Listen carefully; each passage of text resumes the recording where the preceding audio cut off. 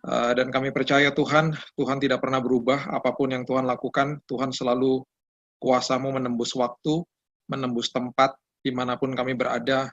Engkau adalah Tuhan dan Bapa yang sama bagi setiap kami. Terima kasih Tuhan buat kesempatan kali ini. Kami bukan sekedar hanya mau belajar saja, tapi kami mau betul-betul hidup kami dikuasai sama firman. Kami mau hidup kami betul-betul Tuhan, Roh Kudus yang memimpin dan memberi hikmat, karena kami tahu bahwa kebenaran di dalam Tuhan itu memerdekakan hidup kami. Kami sambut firman kehidupan di dalam satu nama Yesus Kristus. Kami berdoa dan mengucap syukur. Kita sama-sama katakan, Amin. Amin. Oke. Dan saya selalu katakan dan himbau kepada siapapun, jangan pernah stop baca firman, jangan pernah stop membiarkan firman membaca kita, ya. Jadi jangan cuma sekedar baca saja, tapi biarkan firman Tuhan membaca hidup kita. Dan ingat, tidak ada penuduhan di dalam Tuhan. There is no condemnation, tidak ada penuduhan. Kalau sampai kita merasa tidak layak, merasa salah dan lain sebagainya, dan dituduh dari dosa masa lalu, itu bukan dari Tuhan. Roh Kudus selalu menginsafkan, bukan menuduh. Roh Kudus itu conviction, convict, bukan condemn. Ya, jadi kita harus mengerti bahwa apapun yang kita sedang lewati pada saat ini, kita harus tahu bahwa Tuhan yang senantiasa memberikan semuanya, kebenaran sudah ada, dan tugas kita supaya kita menyatukan frekuensi dengan Dia. Jadi jangan pernah bilang bahwa Tuhan meninggalkan saya, Tuhan nggak dengar, dan lain sebagainya. Tidak.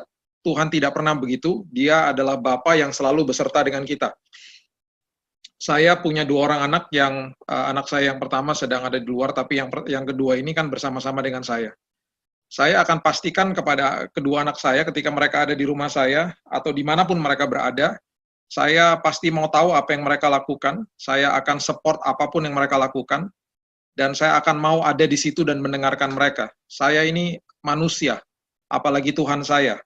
Jadi jangan pernah katakan bahwa Tuhan nggak dengar doa saya, Tuhan, saya nggak merasa ada Tuhan di sini, dan lain sebagainya. Itu tipuan iblis, karena Tuhan itu selalu ada sama kita.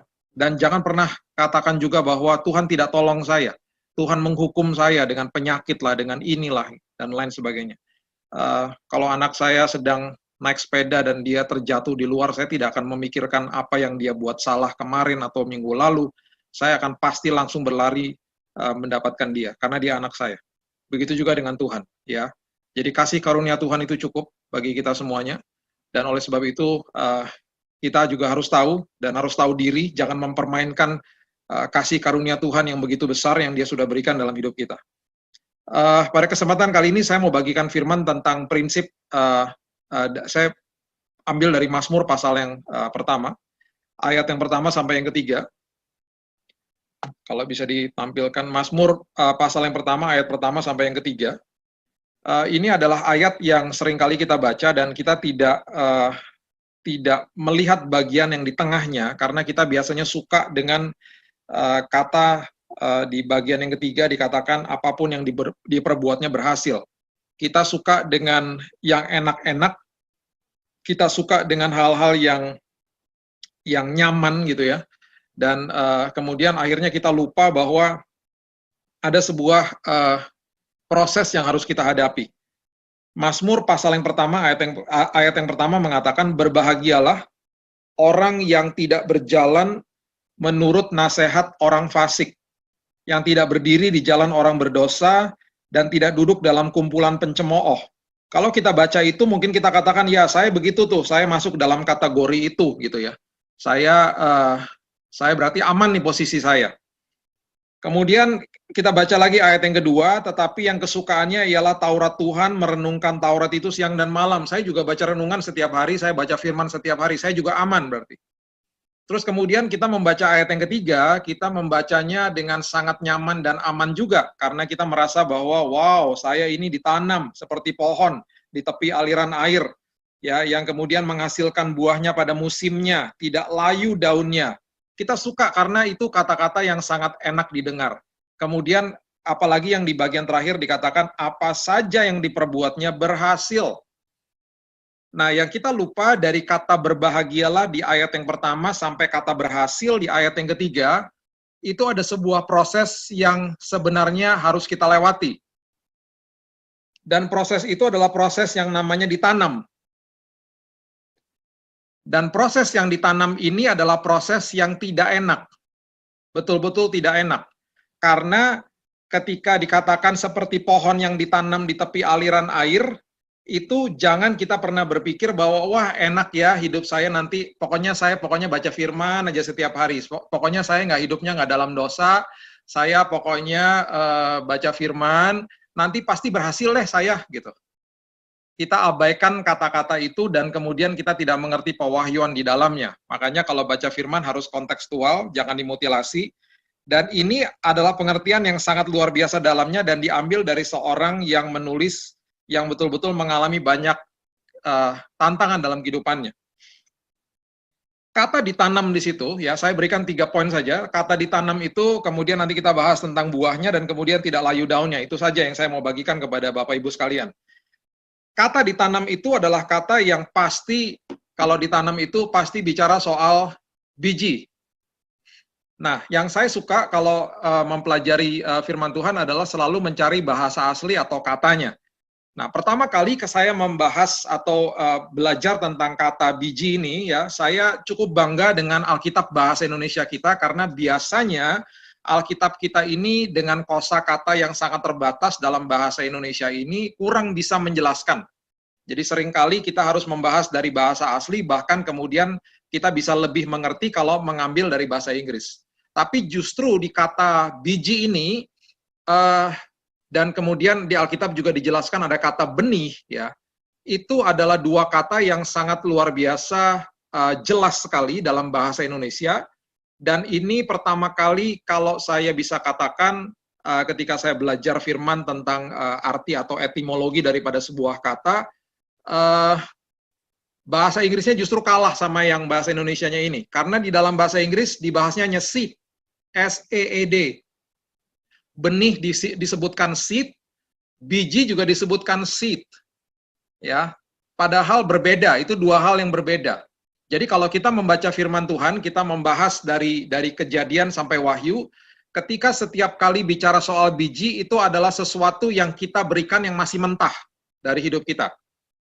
Biji itu adalah sesuatu yang raw, yang mentah. Dan makanya dikatakan apabila engkau mempunyai iman sebesar biji sesawi pun, itu sudah cukup gitu ya. Karena itu dari kita.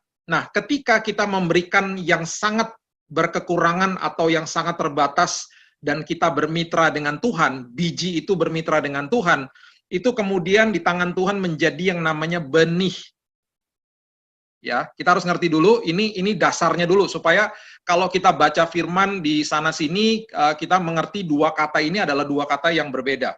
Ya, biji adalah sesuatu yang lahir dari hidup kita, yang kita diminta untuk berikan, dengan apapun kekurangan kita, itu disebutnya biji. Nah, kemudian di tangan Tuhan diubah menjadi benih.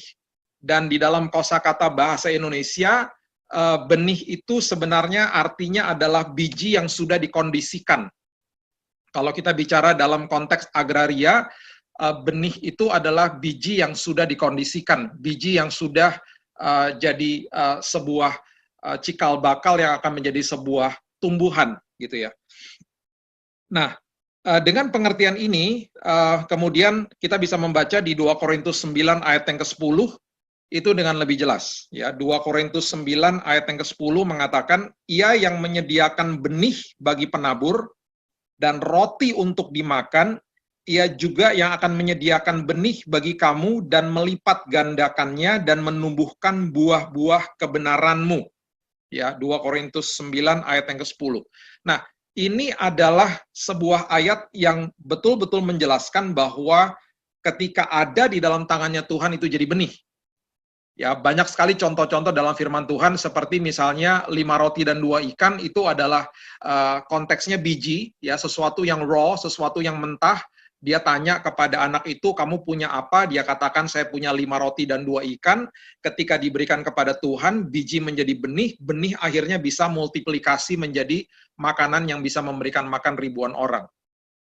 Tongkat di tangan Musa juga tidak ada artinya, itu adalah biji. Ketika di tangan Tuhan bermitra bersama Tuhan, lautan terbelah.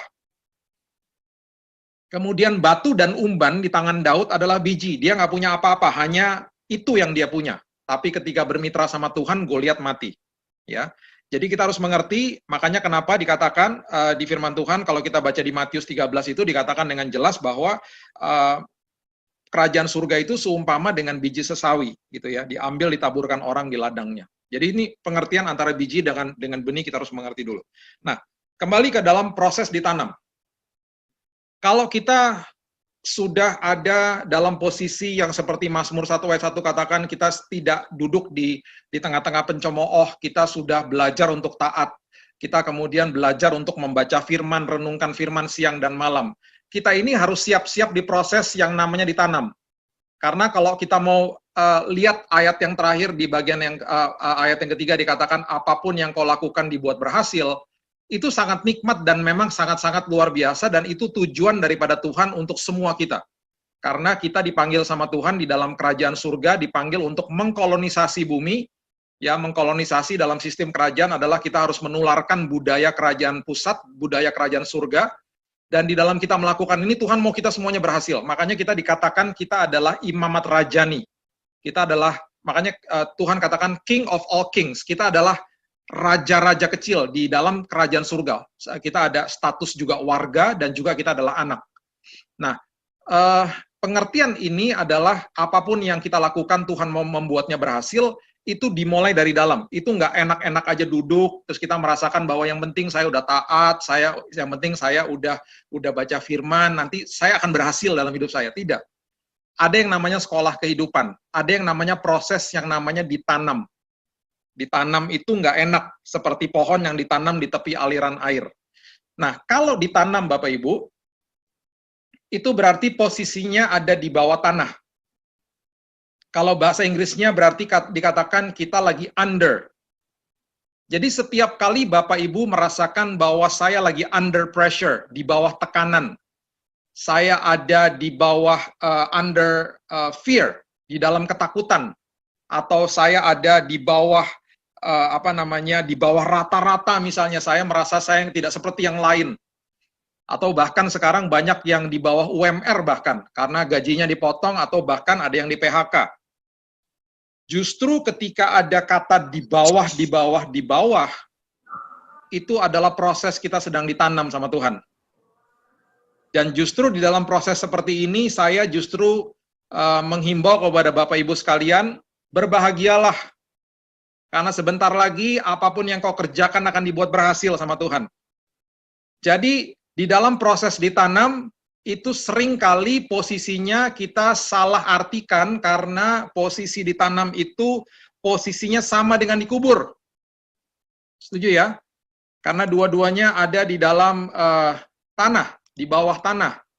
Dua-duanya gelap, dua-duanya sendirian, dua-duanya betul-betul seperti nggak bisa napas gitu ya, dan betul-betul terisolasi dari apapun.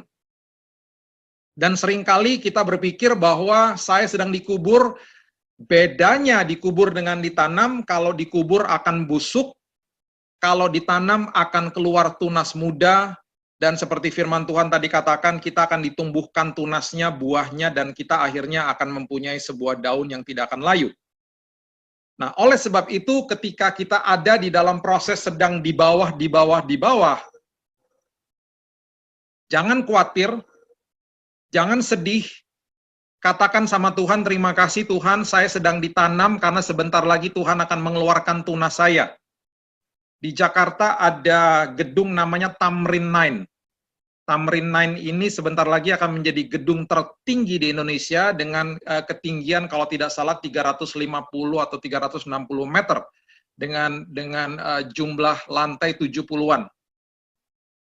Gedung ini sudah hampir jadi, sudah terlihat sangat tinggi sekali di daerah Tamrin. Dan ketika waktu pertama kali gedung ini mau dibangun, saya kalau lewat di situ nggak pernah kelihatan gedungnya. Karena ditemboki dan kemudian yang keluar masuk hanya truk yang membawa tanah. Dan rupanya proses yang mereka sedang lakukan adalah proses menggali fondasi ke dalam. Setiap kali kita mau bertumbuh, setiap kali kita akan menjadi orang-orang yang dipakai Tuhan secara luar biasa, ingat, fondasinya pasti dalam. Makin dalam fondasinya, makin tinggi kita mau dipakai Tuhan. Makin dalam dan makin gak enak kita dibongkar di dalam kita, itu kita sedang dipersiapkan sama Tuhan. Bapak Ibu mungkin sudah tahu kesaksian saya tahun lalu ketika saya didiagnosa kena kanker darah, dan ketika masuk ke dalam beberapa bulan setelah itu, saya katakan kepada Tuhan, kapan Tuhan saya bisa keluar dari rumah sakit? Kapan Tuhan? Kapan Tuhan? Saya nggak pernah lupa setelah perawatan masuk ke bulan yang kelima, ada suara di pagi hari mengatakan, saya akan pakai kamu dengan lebih dahsyat lagi. Dan oleh sebab itu saya sedang menanam dirimu. Dan di tempat ini tidak ada orang yang lihat. Kamu merasa sendirian, kamu merasa gelap, kamu merasa jorok di sini. Saya di hari itu, saya merasakan sesuatu yang betul-betul tidak enak karena semalam sebelumnya saya mengalami memory lapse atau saya collapse untuk kesekian kalinya dalam posisi yang sudah hampir meninggal. Di dalam posisi seperti itu, saya dalam kondisi yang tidak sadar, istri saya sedang di rumah, saya sedang sendirian di dalam kamar saya collapse dan saya pingsan karena saya sudah menggigil tinggi, dan kemudian saya tidak tahu gimana, saya ingin pergi ke toilet. Di saat itu, dalam kondisi yang tidak sadar, saya berjalan sendiri. Dalam kondisi seperti itu, Tuhan mengirimkan suster untuk masuk ke kamar saya dan mendapatkan saya sedang berjalan dalam posisi yang menerawang dan tidak sadar sebenarnya. Dengan gampangnya, saya bisa terjatuh dan bisa tambah fatal akibatnya karena bisa membentur kepala. Dan waktu saya berjalan, tepat waktu saya turunkan kaki saya dari tempat tidur dalam kondisi yang tidak sadar sebenarnya, itu namanya memory lapse. Suster dikirim Tuhan masuk ke kamar dan memegang tangan saya. Yang saya ingat besoknya dia cuma kasih tahu, Pak, mohon maaf, kemarin waktu Bapak masuk ke toilet, mohon maaf, saya buang air kecil di mana-mana karena saya juga udah nggak tahu, dan waktu suster menanyakan apapun sama saya juga saya tidak sadar. Badan saya penuh dengan kotoran, dan keesokan harinya saya menangis sama Tuhan, dan Tuhan katakan, memang begitu rasanya kalau ditanam. Ditanam itu seringkali disalahartikan kita seperti dikubur. Kalau dikubur nggak ada harapannya, akan busuk, tapi kalau ditanam itu adalah proses di mana Tuhan sedang membangun akarnya justru ke bawah, bukan ke atas. Setiap fondasi daripada gedung tertinggi di dunia yang sekarang adalah Burj Khalifa, 828 meter, itu fondasinya kalau kita lihat proses pembuatan daripada gedung itu luar biasa dalamnya.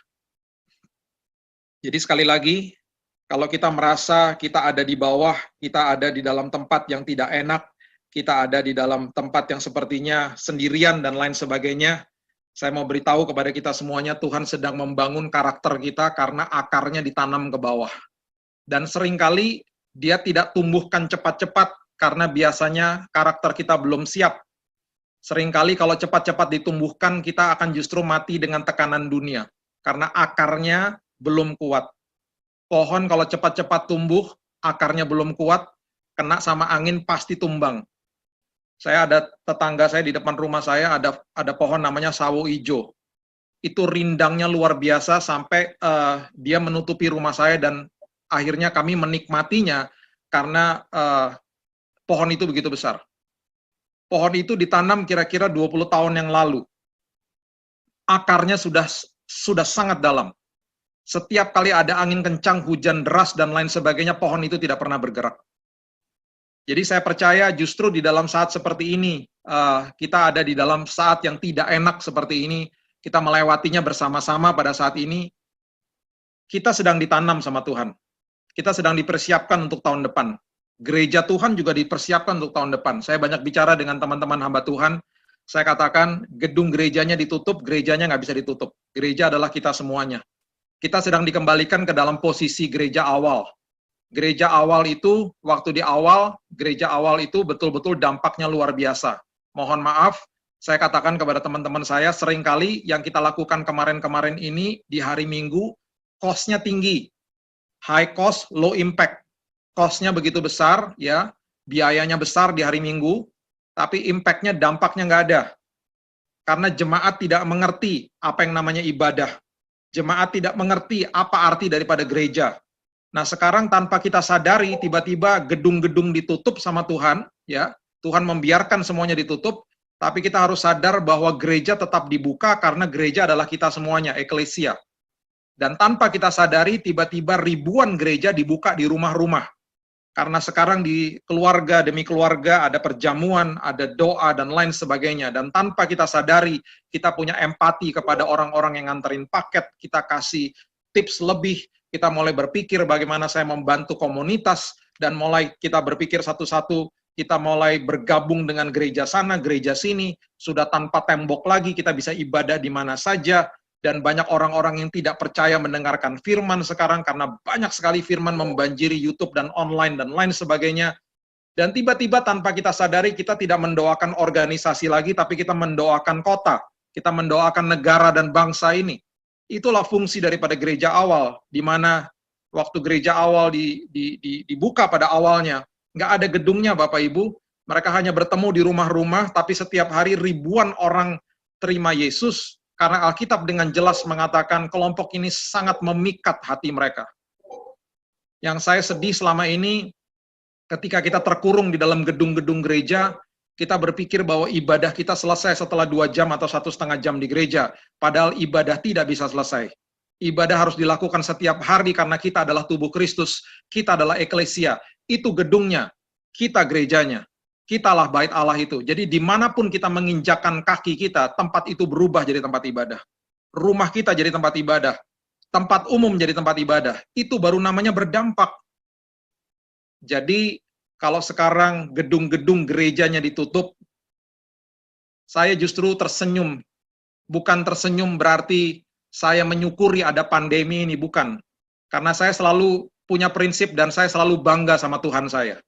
Saya percaya bahwa apapun yang iblis lakukan akan selalu diputarbalikkan sama Tuhan menjadi sesuatu yang indah. Saya selalu katakan kepada kedua anak saya, iblis bisa lempar kamu dengan apel, digantikan sama Tuhan jadi apel jus. Iblis bisa lempar kamu dengan jeruk, digantikan sama Tuhan jadi orange juice. Jadi kita harus betul-betul mengerti kalau Tuhan biarkan kita ditanam pada saat ini, ada maksud Tuhan yang luar biasa supaya nanti kalau kita kembali ke dalam gedung-gedung gereja, kita menjadi orang-orang yang berbeda. Kita menjadi orang-orang yang berdampak, yang mengerti bahwa dimanapun saya berada, saya harus berdampak dan perjamuan jalan terus. Saya menggelitik hati saya ketika sekarang ini banyak orang yang akhirnya mengerti arti daripada perjamuan. Mengerti bahwa setiap hari mereka sekarang mulai melakukan perjamuan dengan keluarganya, mengingat hari kematian Yesus bukan di hari Paskah saja, atau sebulan sekali di gereja saja, tapi setiap hari dalam kehidupannya.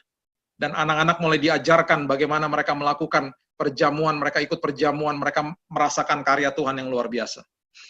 Yang kedua, di ayat yang ketiga ini mengatakan yang menghasilkan buahnya pada musimnya. Ya, ketika nanti kita sudah ditanam, ya kita harus mengerti posisi kita ditanam. Kita akan dihasilkan buah sama Tuhan. Tadi kita sudah belajar Tuhan akan menyediakan benihnya yang luar biasa, kemudian akan ditumbuhkan buahnya.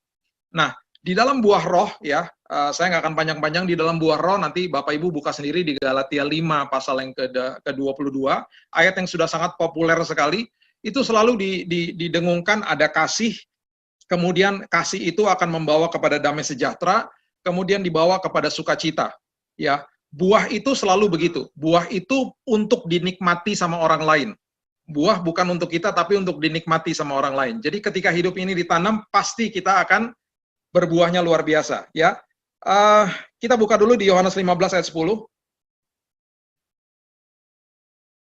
Yohanes 15 ayat yang ke-10. Dikatakan, jikalau kamu menuruti perintahku, kamu akan tinggal di dalam kasihku, seperti aku menuruti perintah Bapakku dan tinggal di dalam kasihnya. Semuanya itu kukatakan kepadamu supaya sukacitaku ada di dalam kamu dan sukacitamu menjadi penuh. Ya. Nah, kalau kita membaca urutan daripada buah roh, itu Paulus menuliskan juga tidak main-main. Sistematis teologi kita ini luar biasa. Ya. Jadi ada damai, kemudian sukacita, kemudian damai sejahtera. Itu urutannya begitu. Nah, ayat ini dengan jelas mengatakan kalau kamu tinggal di dalam kasihku, kamu akan dibawa kepada sukacita. Ya, saya mungkin sudah pernah ajarkan di beberapa gereja, suka kasih itu adalah sesuatu yang diberikan sama Tuhan di dalam rohnya manusia. Temannya kasih yang ada di dalam emosi manusia itu namanya jatuh cinta. Nah, jatuh cinta itu bisa hilang kapan saja, terusik kapan saja, dicuri sama iblis kapan saja. Makanya orang yang jatuh cinta bisa hilang dalam waktu sekejap. Tapi yang namanya kasih, itu adalah sebuah buah roh yang diberikan sama Tuhan, diletakkan di dalam rohnya manusia. Ya, saya punya pelajaran yang cukup komprehensif tentang ini di 2 Korintus 3 ayat yang ketiga dengan jelas mengatakan bahwa apapun atribut atau nilai surgawi sudah ditulis di dalam rohnya manusia, loh hatinya manusia. Ya, kalau di Perjanjian Lama hukumnya Tuhan ditulis di atas loh batu, kalau di 2 Korintus 3 ayat 3 dikatakan tetapi dengan roh dari Allah yang hidup bukan pada loh-loh batu, melainkan pada loh-loh daging, yaitu di dalam hati manusia. Nah, apa yang ditulis di dalam hati manusia ketika kita terima Yesus sebagai juru selamat? Kita sudah diberikan kekudusan, kita sudah diberikan iman, kita sudah diberikan kasih. Makanya saya selalu dengungkan kasih adalah keputusan, bukan perasaan. Kalau jatuh cinta, itu perasaan, itu yang ada di dalam emosi, ada yang di dalam emosi yang bisa terusik kapan saja. Tapi yang namanya kasih, itu adalah sifatnya kekal karena diletakkan di dalam roh. Jatuh cinta bisa hilang, kasih ada sampai selama-lamanya. Nah, itu adalah buah yang luar biasa yang akan timbul dalam hidup kita kalau kita biarkan ditanam sama Tuhan. Kita akan mengerti kasih yang sebenarnya. Saya akan punya banyak waktu untuk membahas semuanya, nanti Bapak Ibu bisa lihat di ayat-ayat yang tadi saya sudah bagikan. Kemudian setelah kita mengerti tentang ini, yang berikutnya di Filipi 4 ayat 4-7 mengatakan begini. Filipi 4 ayat 4-7 mengatakan, sukacita akan membawa kita kepada damai. Ini buktinya. Bersukacitalah senantiasa dalam Tuhan, sekali lagi kukatakan bersukacitalah. Filipi 4 ayat yang kelima, hendaklah kebaikan hatimu diketahui semua orang, Tuhan sudah dekat. Janganlah hendaknya kamu khawatir tentang apapun juga, tetapi nyatakan dalam segala hal keinginanmu kepada Allah dalam doa dan permohonan dengan ucapan syukur. Perhatikan ayat yang ketujuh. Damai sejahtera Allah yang melampaui segala akal akan memelihara hati dan pikiranmu dalam Kristus Yesus. Nah, ini yang harus kita bedakan. Ya, tadi kasih itu temannya jatuh cinta. Ya, makanya orang dunia nggak mengenal kasih, mereka menikah dengan modal jatuh cinta, ujung-ujungnya pasti bercerai atau tidak punya tools atau alat atau pengetahuan bagaimana mereka bisa mengasihi. Di dalam kekristenan kita mengerti yang namanya kasih agape. Jatuh cinta dalam perkawinan 4, 5, 6, 7 tahun itu perasaan bisa hilang kapan saja. Itu harus dipupuk lagi untuk balik-balik lagi. Tapi yang namanya kasih itu selamanya.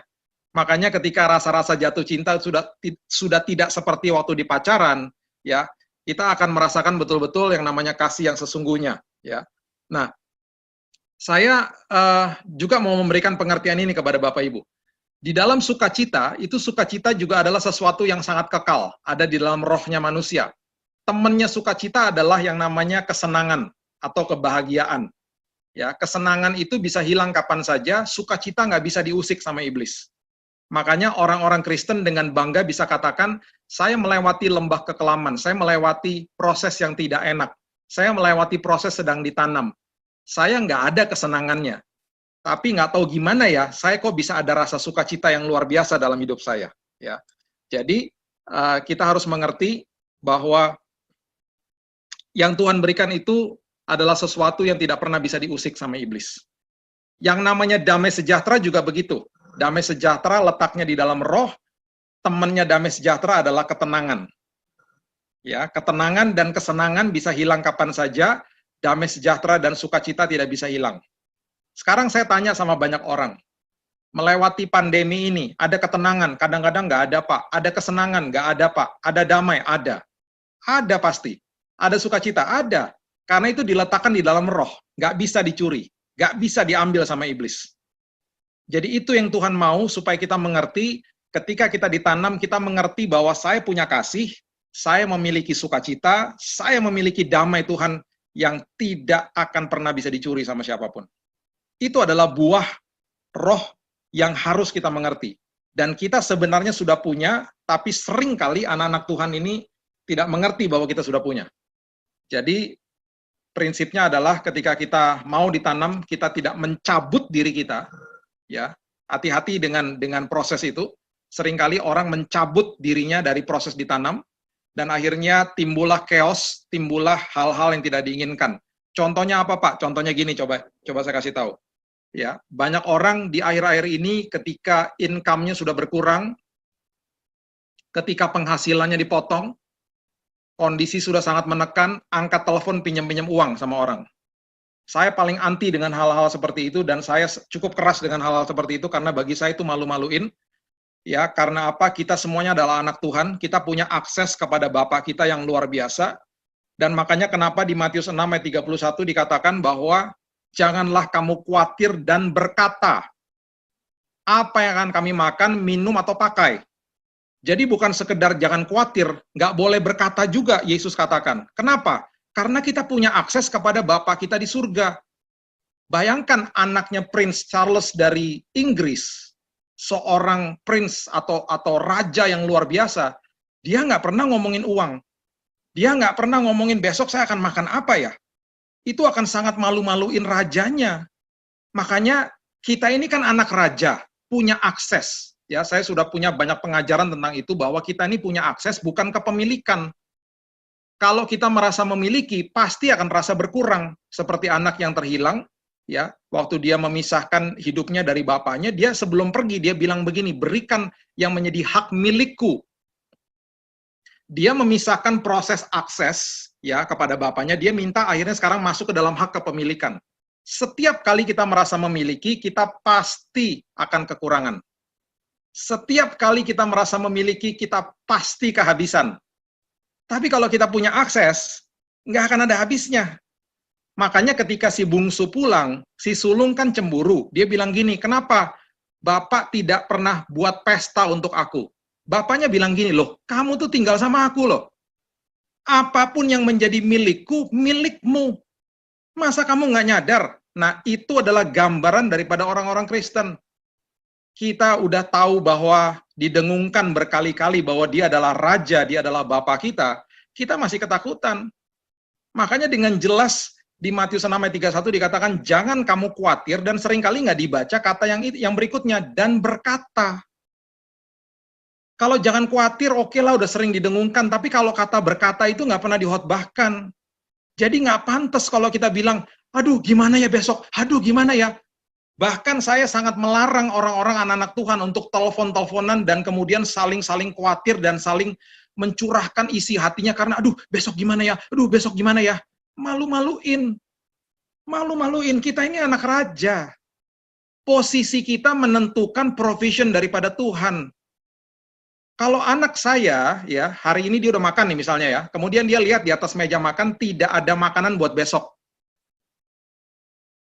Anak saya malu-maluin kalau dia keluar rumah, dia pergi ke tetangga, dia bilang begini, Om, Tante, bagi saya makanan Om. Loh kenapa? Kamu anaknya Pak Billy, kan dia pasti kasih kamu makan. Tapi saya nggak ngelihat ada makanan di meja makan buat besok.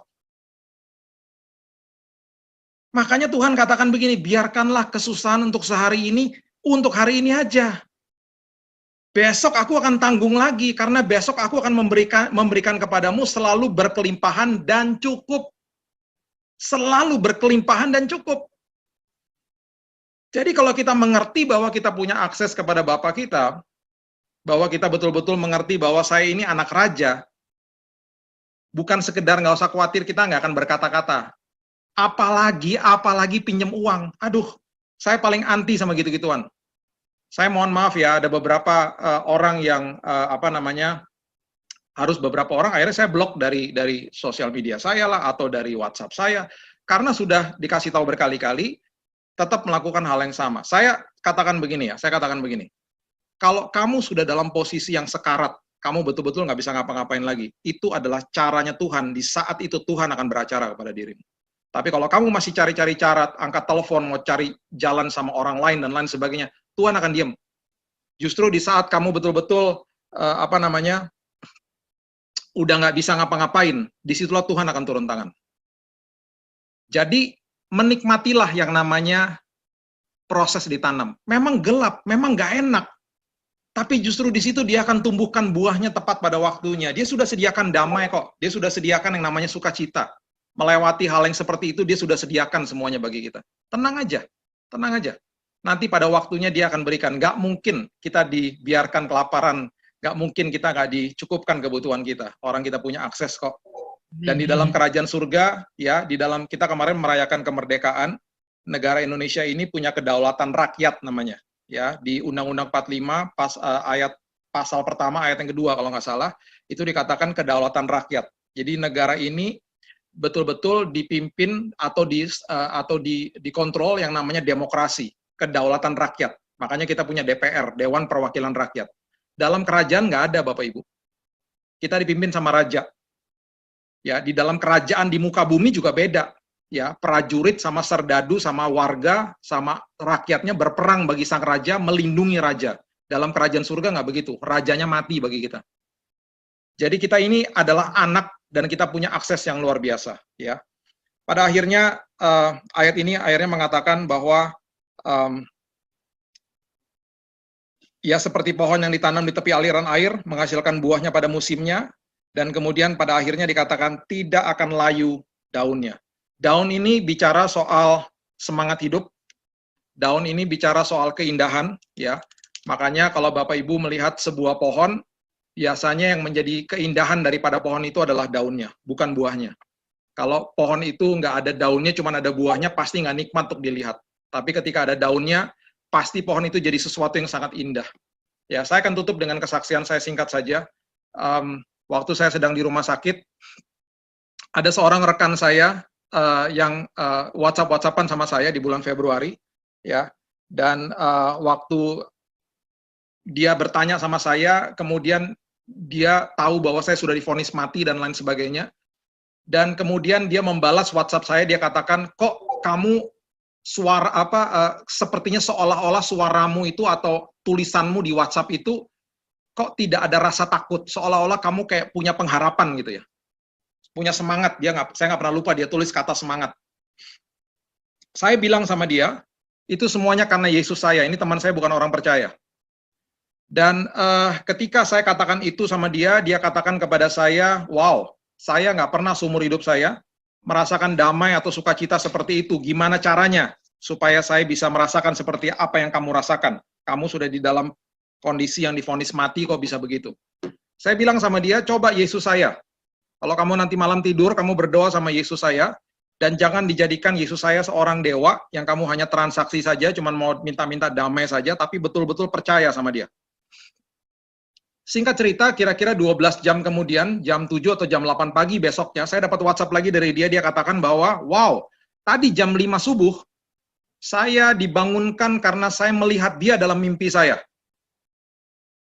Dan kemudian saya pada saat ini merasakan damai yang kamu ceritakan kemarin, yang kamu katakan damai yang melebihi akal budi, itu saya rasakan sekarang. Saya tidak pernah rasakan sebelumnya. Karena di hari sebelumnya saya katakan, saya punya damai yang saya nggak bisa jelaskan kepada kamu, karena damai itu melebihi akal saya. Jadi saya hanya bisa menyodorkan siapa sumbernya. Saya ini anak raja. Bapak saya ini memelihara saya. Jadi kalau kamu mau punya apa yang saya punya semangat seperti yang saya punya, saya akan sodorkan Yesus saya. Bapak Ibu, hari itu teman saya ini terima Yesus. Dia katakan bahwa saya mulai hari ini percaya sama Yesus. Dan pada malam hari ini, di Zoom ini, teman saya ini hadir. Tapi dia tidak mau ditonjolkan, mukanya tidak mau diperlihatkan, dan saya tidak akan sebutkan namanya juga. Tapi dia hadir, tadi saya sudah cek, dan dia minta hadir, dan dia ada di tengah-tengah kita, dan dia sudah menerima Yesus sebagai Juru Selamat, dia ada di rumahnya, sudah pasti dia pakai headset, karena keluarganya masih banyak yang belum tahu. Jadi, semangat hidup kita, itu bisa memenangkan jiwa. Karena orang akan melihat betapa luar biasa daunnya yang rindang. Dan itu yang terlihat sama orang-orang di luar. Jadi kalau Bapak Ibu masuk ke dalam proses ditanam, jangan pernah mencabut diri kita sendiri. Ya, biarkan kita ditanam, memang gelap, memang tidak enak, memang sendirian, Tapi makin dalam kita ditanam, berarti Tuhan mau pakai kita lebih luar biasa. Kita akan menjadi bangunan yang tinggi, kita akan dibawa naik sama Tuhan, dan dia sedang membangun di bawah. Dia sedang membangun karakter kita di bawah. Dan tidak terlihat sama dunia. Dan dunia banyak yang tidak tahu. Nanti ketika pelan-pelan ditumbuhkan sama dia, mulai satu-satu buahnya ditonjolkan. Dinikmati sama banyak orang, dan akhirnya daunnya tidak akan pernah layu. Dan setelah itu baru dengan bangga kita bisa katakan, apapun yang saya lakukan dengan kedua belah tangan saya dibuat berhasil sama Tuhan. Jadi, nikmati proses ini, dan saya percaya semua daripada kita akan dibawa sampai ke seberang dengan selamat. Kita akan semua dibuat sehat, dan saya percaya anaknya Pak Robi ya, akan dibuat sehat sama Tuhan. Saya percaya Pak, yang Tuhan berikan itu adalah semuanya, kalau dia sudah mulai, dia akan tuntaskan dengan luar biasa. Mari kita berdoa, Bapak Ibu. Tuhan terima kasih buat malam hari ini yang luar biasa bersama-sama dengan teman-teman yang ada dari Surabaya, dari Timur Tuhan, ada yang dari Kalimantan, dan kami percaya Tuhan semua daripada kami ini dipersatukan oleh kasih Tuhan. Dan oleh sebab itu Tuhan, kami pada malam hari ini, kami sedang ditanam bersama-sama pada saat ini. Kami ada di bawah Tuhan, sedang dalam kondisi atau posisi yang gelap, bertanya-tanya, kapan ini akan selesai? Tapi justru di saat-saat seperti ini kami mau menikmati, karena kami tahu bahwa karakter kami sedang ditanam sama Tuhan, karakter kami menjadi sebuah akar yang luar biasa dalam kehidupan kami, dan nanti pada saatnya, tunas muda akan tumbuh, dan buahnya akan tumbuh dinikmati oleh banyak orang, dan juga semangat hidup kami akan menjadi contoh bagi banyak orang. Daun-daun kami akan betul-betul rindang Tuhan. Dan pada akhirnya, apapun yang kami kerjakan dibuat berhasil. Hamba-Mu berdoa bagi teman-teman yang ada di Zoom pada saat ini, yang sedang menonton juga di Facebook. Hamba-Mu berdoa siapapun yang sedang dalam posisi sakit, kesembuhan sudah terjadi dalam nama Yesus. Kesembuhan sudah diterima dalam nama Yesus. Aku percaya Tuhan, apapun yang kami sudah lewati pada saat ini, Tuhan tidak pernah tinggal diam. Kami juga percaya anaknya Pak Robi juga sudah disembuhkan secara sempurna oleh-Mu Tuhan. Apapun yang Tuhan sudah mulai, Tuhan akan akhiri dengan indah. Kami akan sampai ke seberang dengan selamat. Kami akan semuanya sehat. Kami dilindungi. Kalau di antara kami ada yang di PHK, di dalam kerajaan surga kami nggak bisa di PHK. Kami sedang dipindahkan sama Tuhan ke tempat yang lebih layak. Amin. Kalau kami sedang ada dalam posisi yang mungkin gaji kami dipotong, penghasilan kami berkurang, kami nggak khawatir karena kami adalah anak raja. Kami punya akses yang luar biasa kepada Bapa yang ada di surga. Oleh sebab itu, hamba-Mu percaya Tuhan, kami tidak akan khawatir dan kami tidak akan berkata-kata tentang kekhawatiran apapun, karena kami tahu bahwa Bapa kami yang menyediakan semuanya. Kami tap into the source. Kami ada di dalam sumber atas segala sumber. Kami akan nikmati Tuhan proses ditanam ini, dan kami percaya pada waktunya Tuhan akan menumbuhkan tunas-tunas muda dalam hidup kami. Hanya di dalam satu nama, Yesus Kristus Tuhan kami sudah berdoa dan mengucap syukur. Kita sama-sama katakan, amin.